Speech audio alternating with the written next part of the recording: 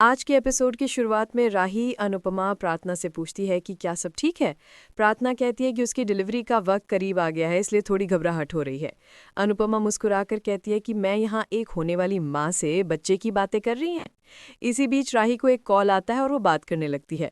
अनुपमा कहती है कि माही और गौतम की बात किसी को पता नहीं चलनी चाहिए। प्रार्थना अनुपमा से कहती है कि क्या आप रुक नहीं सकती। अनुपमा हैरान होती और चलने के लिए कहती है। दूसरी तरफ मोटीबा को शक होता है कि अनुपमा कहीं प्रार्थना को भड़का तो नहीं रही। तभी अनुपमा वहां आती है। मोटीबा ताना मारते हुए पूछती है कि क्या आपने प्रार्थना के कान भर दिए या आप प्रार्थना को शाह हाउस जाने के लिए मना रही थी।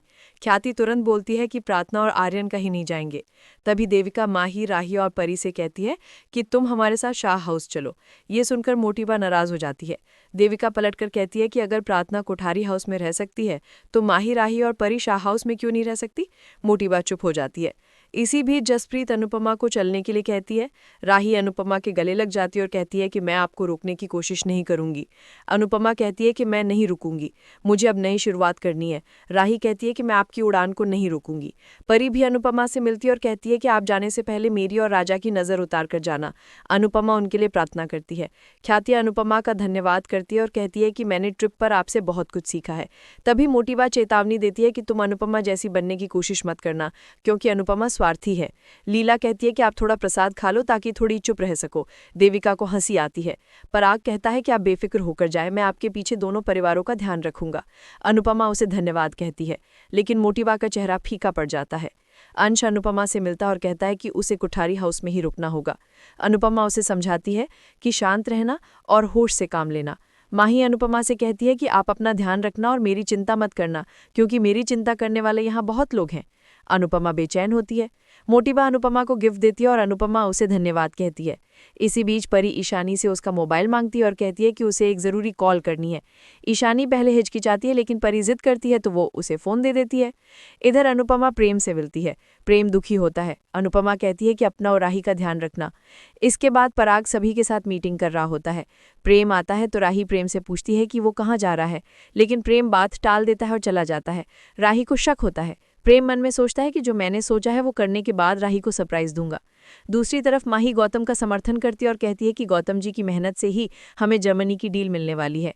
तभी अंश गुस्से में आकर कहता है कि मुझे बिना बताए तुमने मीटिंग फिक्स कैसे कर ली। माही कहती है कि गौतम को तुमसे ज़्यादा पता है, इसलिए उन्हें तुमसे पूछने की ज़रूरत नहीं। गौतम अंश से माफ़ी मांगता और कहता है कि मैं आगे से ध्यान रखूंगा। पराग अंश से कहता है कि मैंने ही मीटिंग के लिए बोला था। अंश दुखी होता है। इसके बाद प्रार्थना अपना सामान पैक करने लगती है। अंश आकर पूछता है कि तुम कहाँ जा रही हो। प्रार्थना कहती है कि मैं शाह हाउस जा रही हूँ, यहाँ पर मेरा दम घुट रहा है, मुझे अनुपमा के साथ ही चले जाना चाहिए था। जिस घर में गौतम है मैं वहाँ नहीं रह सकती। अंश पूछता है कि गौतम से तुम्हें इतना फर्क क्यों पड़ रहा है। प्रार्थना कहती है कि गौतम मेरा एक्स है।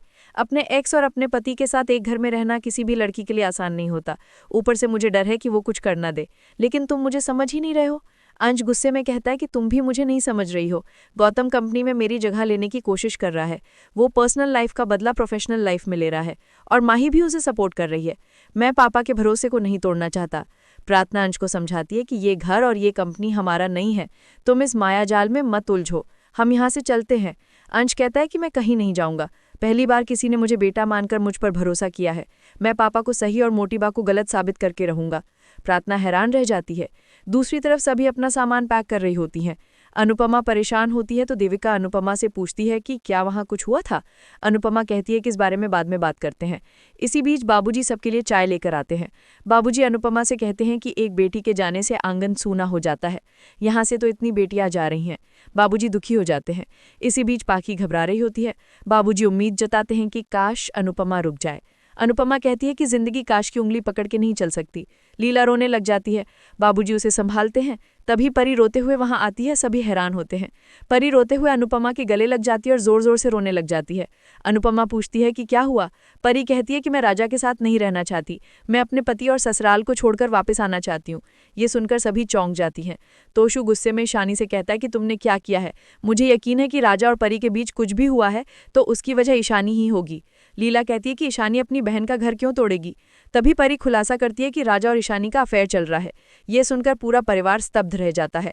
परी सबको राजा और ईशानी की फोटो दिखाती है। अनुपमा चौंक जाती है। दूसरी तरफ पराग गुस्से में राजा को थप्पड़ मारता है। राजा कहता है कि मेरा कोई अफेयर नहीं चल रहा है। अनिल गुस्से में कहता है कि गलती करके झूठ मत बोलो। मीता भी राजा पर गुस्सा करती है। राजा कहता है कि मेरा विश्वास कीजिए, ईशानी मुझे फंसाने की कोशिश कर रही है, मैंने परी को धोखा नहीं दिया है। तभी गौतम उस फोटो को ध्यान से लेकर कहता है कि ये फोटो फेक है। सभी हैरान होते हैं। गौतम कहता है कि कितनी अजीब बात है कि हम जिस पर जितना ज्यादा भरोसा करते हैं उस पर उतना ही जल्दी शक करते हैं। क्या इतनी जल्दी भरोसा टूट जाता है? राजा गौतम के गले लग जाता है। सभी हैरान हो जाते हैं। मीता कहती है कि ईशानी ऐसी फेक फोटो क्यों बनाएगी? क्या वो तुम्हें ब्लैकमेल कर रही थी? राजा कहता है कि वो मुझसे मदद मांग रही थी क्योंकि उसे कुछ पैसों की जरूरत थी। मीता कहती है कि इसे ब्लैकमेल करना ही कहते हैं। मोटीबा गुस्से में कहती है कि पैसों के लिए आजकल लड़कियां किस हद तक गिर जाती हैं। जब लड़कियों को जरूरत से ज्यादा छूट दे दी जाए तब यही होता है। माही सोचती है कि अनुपमा मुझे ज्ञान दे रही थी, अब उन्हें पता चलेगा। मोटीबा गुस्से में कहती है कि क्या अनुपमा जी ने तुम सबको यही सीख दी है?